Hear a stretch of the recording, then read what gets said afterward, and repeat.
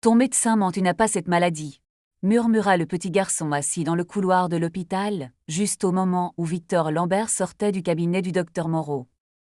Victor s'arrêta net. Dans sa main droite, il tenait une enveloppe blanche contenant les résultats qui venaient, selon le médecin, de condamner le reste de sa vie. Il avait 58 ans, une fortune immense, 3 hôtels particuliers, une société d'investissement, des terres, des parts dans plusieurs entreprises, et pourtant, en sortant de ce cabinet, il s'était senti plus pauvre que le dernier homme assis dans la salle d'attente. Le docteur Moreau, son médecin personnel depuis 15 ans, venait de lui annoncer qu'il était atteint d'une maladie grave, rapide, silencieuse, impossible à arrêter complètement. Il avait parlé avec une voix lente, le regard triste, les mains croisées sur son bureau. « Victor, je suis désolé. Nous pouvons ralentir les choses. Mais il faut être réaliste. Tu dois organiser tes affaires. Organiser tes affaires. » Ces 3 mots résonnaient encore dans sa tête quand le petit garçon avait parlé. Victor tourna lentement les yeux vers lui. Il devait avoir 10 ans. Le crâne couvert d'un bonnet bleu, le visage pâle, un bras relié à une perfusion. Il était assis sur une chaise trop grande, ses pieds ne touchant même pas le sol. À côté de lui, un vieux sac à dos reposait contre le mur. Ses yeux, eux, n'avaient rien d'enfantin. Ils étaient fixes, graves, remplis d'une certitude qui glaça Victor. « Qu'est-ce que tu as dit » demanda Victor. Le garçon regarda vers la porte du cabinet du docteur Moreau, puis baissa la voix. « Vous n'êtes pas malade comme il dit. Je l'ai entendu parler avec votre femme. » Le cœur de Victor se contracta. Sa femme, Eliane.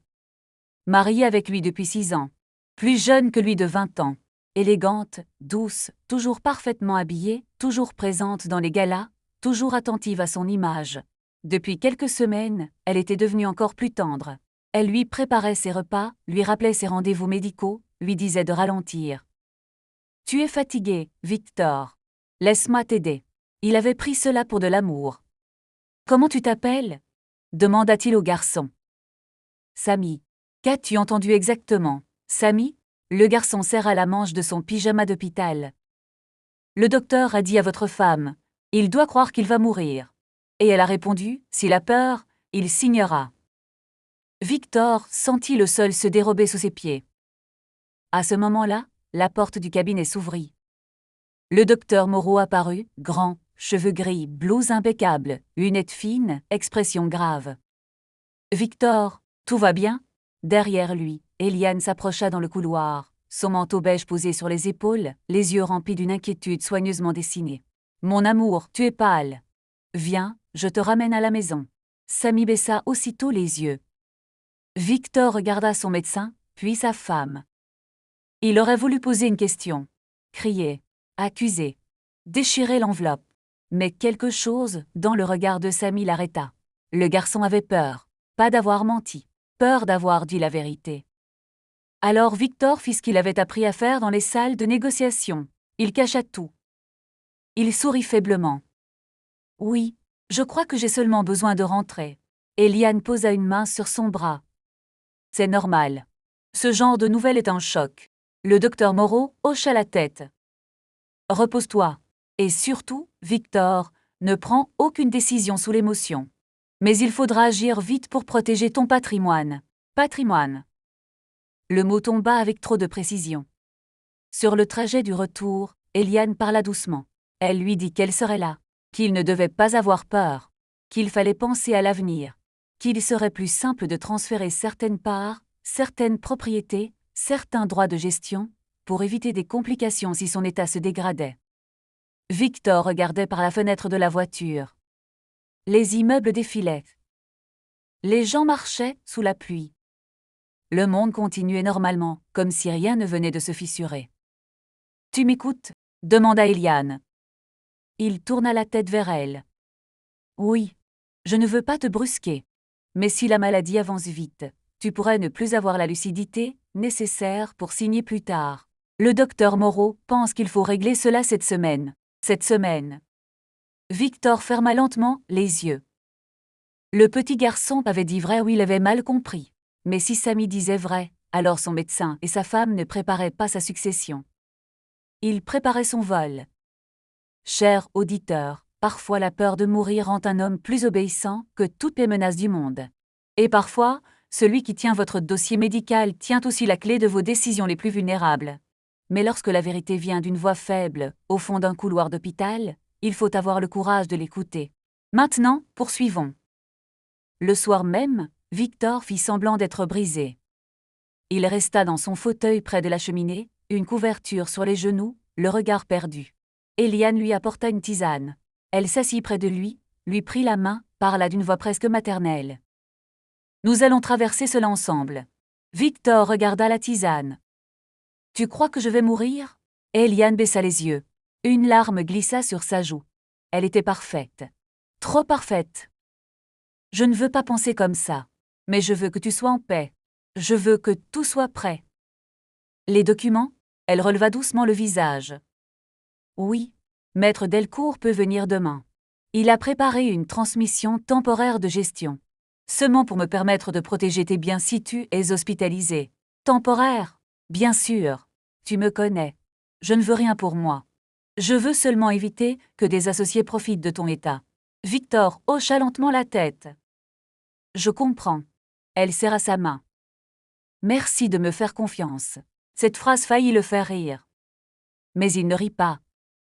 Après minuit, quand Eliane monta dormir, Victor appela discrètement une personne qu'il n'avait pas vue depuis longtemps, Claire Armand, ancienne directrice juridique de son groupe, partie après un conflit avec Eliane. Claire répondit d'une voix sèche.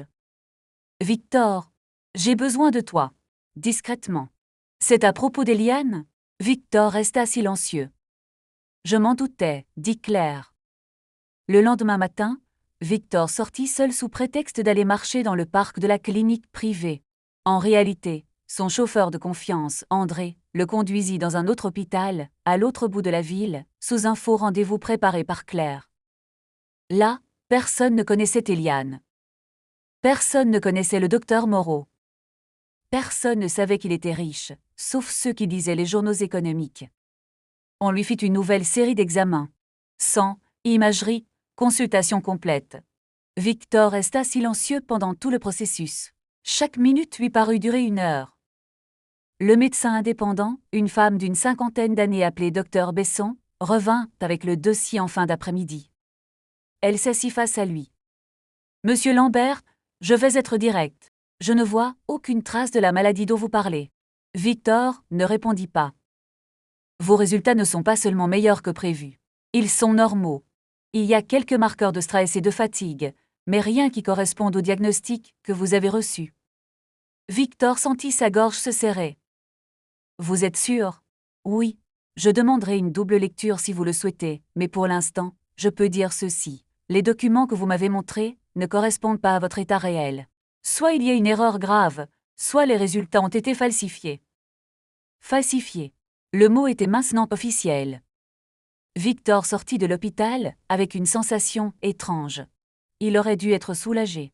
Il était vivant. Il n'était pas condamné. Mais cette joie était couverte par une autre vérité. Les 2 personnes les plus proches de lui avaient peut-être essayé de lui faire croire qu'il allait mourir. Dans la voiture, Claire l'attendait. Elle lut le rapport sans changer d'expression. « Tu ne dois rien signer. »« Je sais. »« Non. Tu dois faire semblant de vouloir signer. C'est différent. » Victor tourna les yeux vers elle. « Pour les piéger ? Oui. Le diagnostic est faux, mais il nous faut prouver l'intention. Les documents, les appels, les transactions, les échanges entre Moreau et Eliane. S'ils ont fait ça, ils ne se sont pas contentés d'un mensonge oral. Ils ont préparé une structure. » Victor pensa à Samy. Il y a un enfant. À l'hôpital. Il a entendu quelque chose. Claire releva les yeux. Alors, il faut le protéger. Pas l'utiliser trop vite. Le soir, Victor retourna chez lui avec le visage d'un homme condamné. Eliane l'attendait dans le salon, anxieuse. Où étais-tu ? Je voulais marcher. Réfléchir. Seule. Dans ton état ? J'avais besoin d'être seule. Elle s'approcha. Victor, je comprends que tu sois bouleversé, mais tu ne dois pas prendre de risques. Demain, Maître Delcourt vient à Dissach. Nous allons signer tranquillement. Après, tu pourras te concentrer sur ta santé. Il baissa les yeux. D'accord. Eliane ferma brièvement les paupières, comme si elle remerciait le ciel. Mais Victor vit le soulagement sur son visage. Pas celui d'une femme dont le mari accepte de se soigner. Celui d'une femme qui voit la serrure tourner dans le bon sens. Cette nuit-là, il ne dormit pas dans sa chambre. Il prétexta une insomnie et resta dans son bureau. Là, avec l'aide d'André, il installa une petite caméra orientée vers la table de réunion. Claire avait aussi placé un micro dans un stylo posé près du dossier de signature. À 2h13 du matin, Eliane entra dans le bureau, pieds nus, croyant Victor endormi à l'étage. Elle ouvrit le tiroir central, sortit les documents de Maître Delcourt et remplaça plusieurs pages par d'autres. La caméra enregistra tout. Elle téléphona ensuite. Il signera demain. Oui, il est complètement détruit. Un silence. Moreau a bien joué. Le diagnostic l'a brisé. Un autre silence. Non, je ne veux pas seulement la gestion temporaire. Je veux les parts transférées dans la holding avant qu'il demande un deuxième avis. Après, on pourra dire qu'il était déjà informé de son état et qu'il agit volontairement. Elle se tut un instant, puis ajouta. Docteur, ne vous inquiétez pas. Votre argent sera versé après la signature. Victor, derrière la porte entr'ouverte du couloir, resta immobile. Il venait d'entendre la vérité avec la voix de sa femme. Le lendemain matin, il se rendit de nouveau à l'hôpital, mais pas pour voir Moreau. Il voulait revoir Samy. Il le trouva dans la salle de jeux pédiatrique, assis près de la fenêtre, un puzzle devant lui. Le garçon leva les yeux et pâlit en le voyant. « Je vous ai causé des problèmes ?» Victor s'assit lentement en face de lui. « Tu m'as peut-être sauvé. » Samy baissa les yeux. « Je voulais pas écouter. J'étais dans la salle d'à côté. » Le docteur parlait fort. « Votre femme aussi. Tu as déjà vu ma femme avant ?»« Oui. Plusieurs fois. Elle venait par l'entrée du personnel. Elle ne voulait pas passer devant les patients. » Victor serra la mâchoire. « Et le docteur ? Il disait toujours qu'il fallait faire vite. Une fois, il a dit, plus il aura peur, moins il posera de questions. » Victor dut fermer les yeux. Un enfant malade, assis dans un couloir, avait entendu ce que des adultes intelligents croyaient avoir caché. « Samy, est-ce que tu accepterais de parler à quelqu'un de confiance ? Pas à la police tout de suite si tu as peur. À une avocate. » Le garçon hésita. « Ma mère dit qu'on ne doit pas se mêler des histoires des riches. Ta mère a raison d'être prudente. Je parlerai d'abord avec elle. Rien ne se fera sans son accord. » Samy le regarda longuement. « Vous êtes vraiment pas malade ?» Victor inspira. « Non, pas comme il l'a dit. » Le garçon eut un petit sourire triste. « Alors c'est bien. » Victor sentit une émotion brutale monter en lui. « Oui, Samy.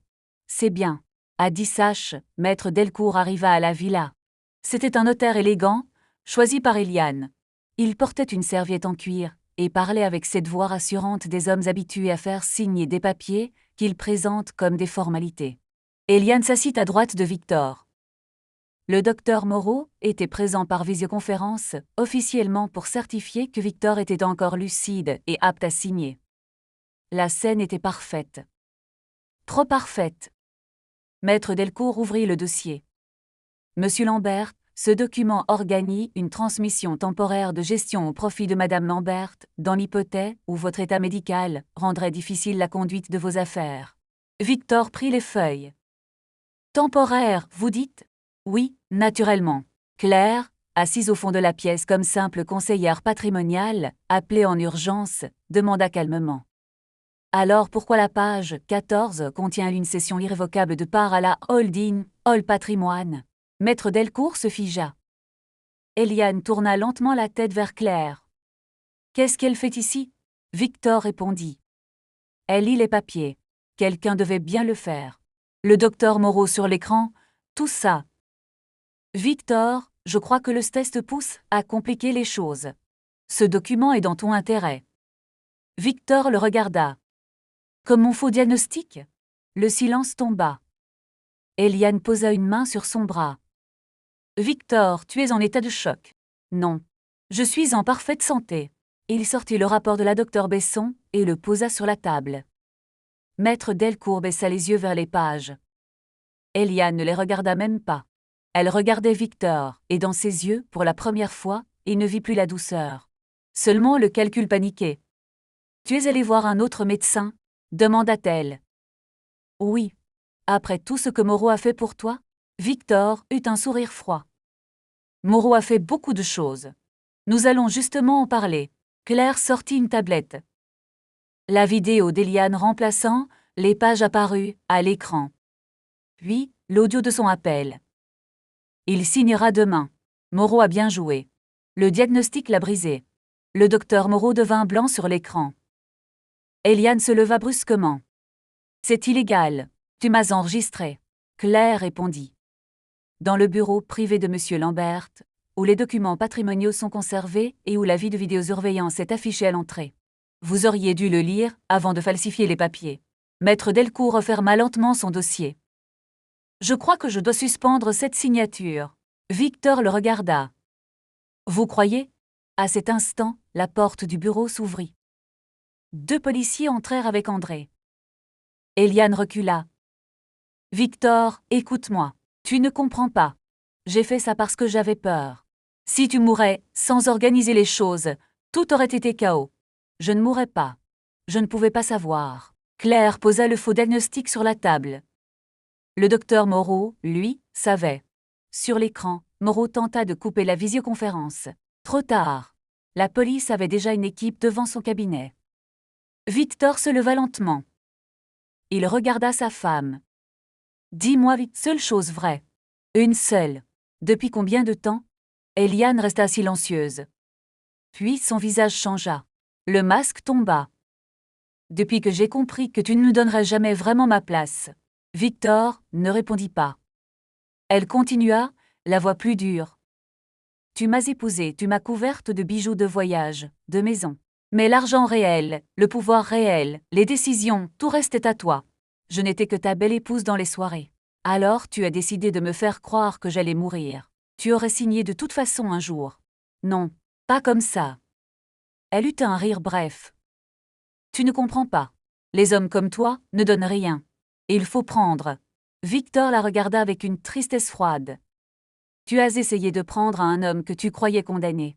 C'est plus bas que du vol. Les policiers l'emmenèrent quelques minutes plus tard. Elle ne pleura pas. Elle ne demanda pas pardon. Elle regarda Victor une dernière fois comme s'il l'avait trahi en survivant à son mensonge. Le docteur Moreau fut arrêté dans son cabinet.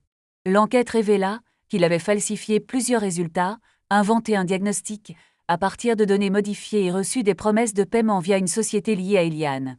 Maître Delcourt, lui, prétendit avoir ignoré la falsification des pages, mais son rôle fut examiné de près.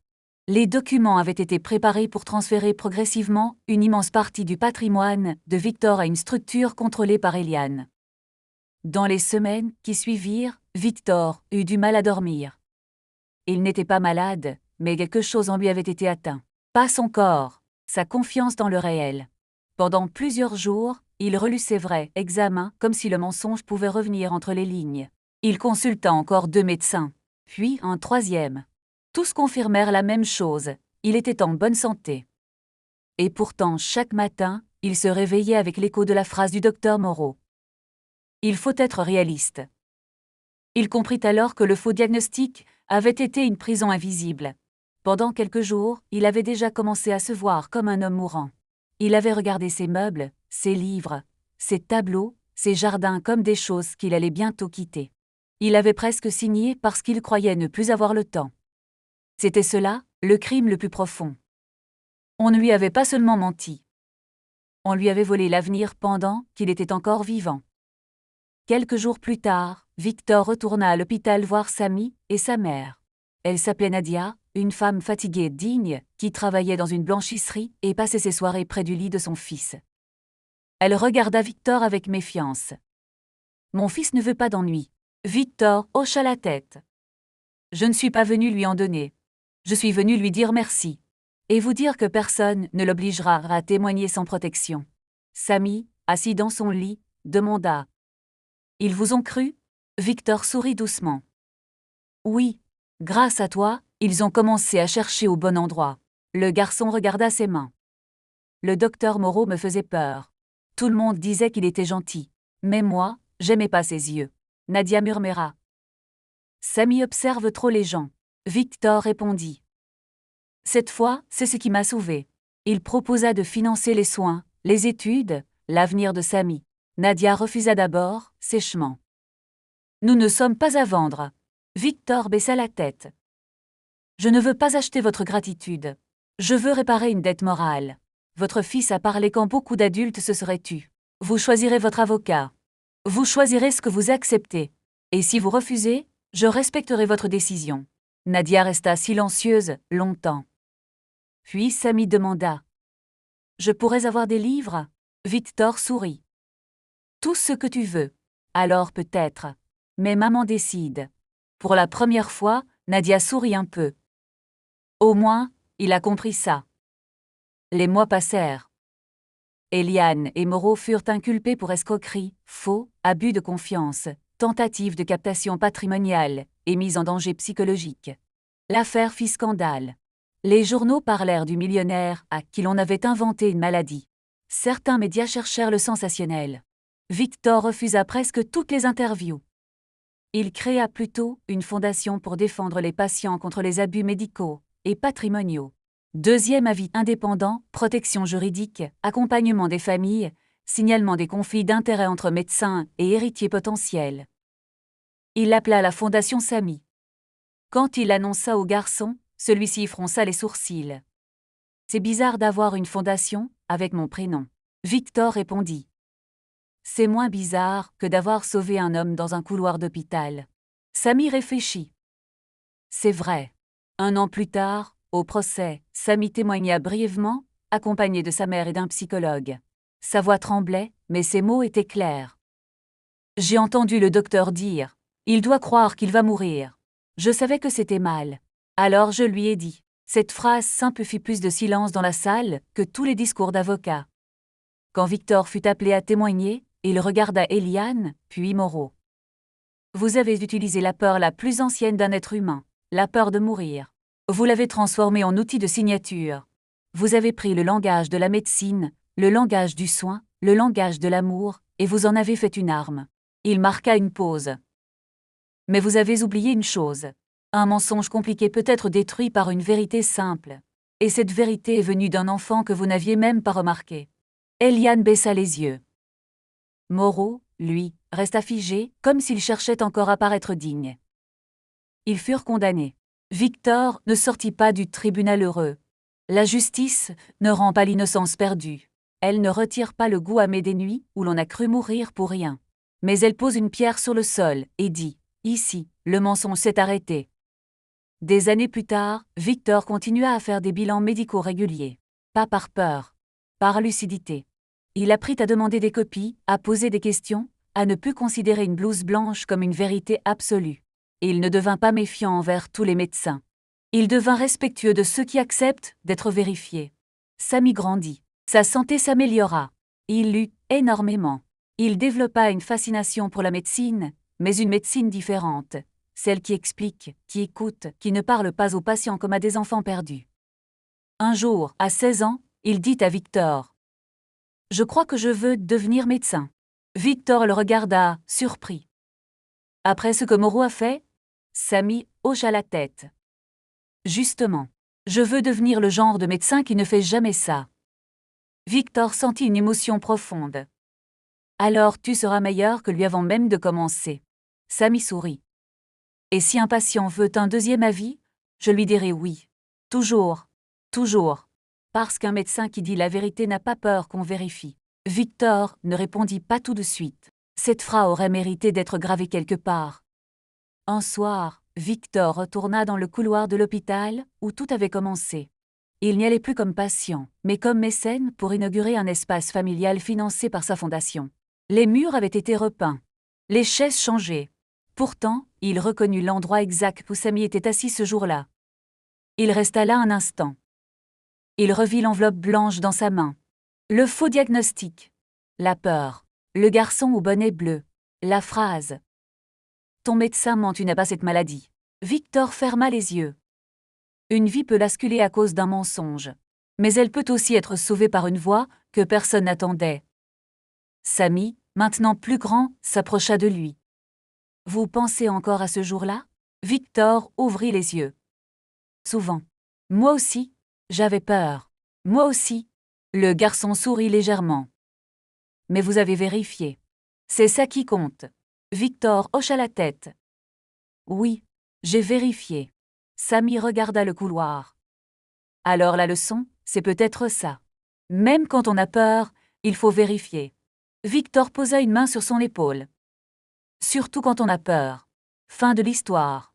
Ceci est une histoire fictive créée pour toucher nos cœurs. Maintenant, dites-nous ce que vous en pensez. Victor a-t-il eu raison de faire semblant de croire sa femme et son médecin pour obtenir des preuves? Samy a-t-il été courageux ou imprudent en révélant ce qu'il avait entendu?